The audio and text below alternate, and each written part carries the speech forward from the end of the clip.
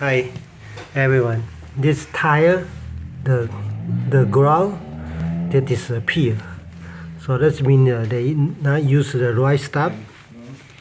Not right stuff. So we need to use the vacuum to suck. Okay. To suck out.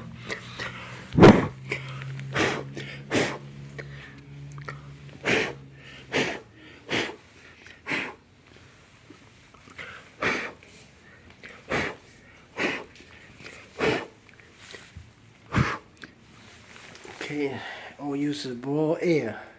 I don't know. Okay, so the caulking, we use this to fill up.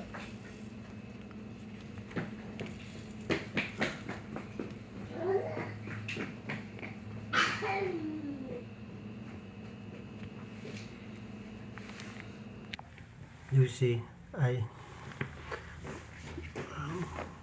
this is the grout. This is not fill up yet. Okay, so this is down. So the secret is the two edge need to be glue right and fill in and get it smooth, pretty as possible. Okay, but this is rental house, so it's okay. So I not enough, so I didn't do it here.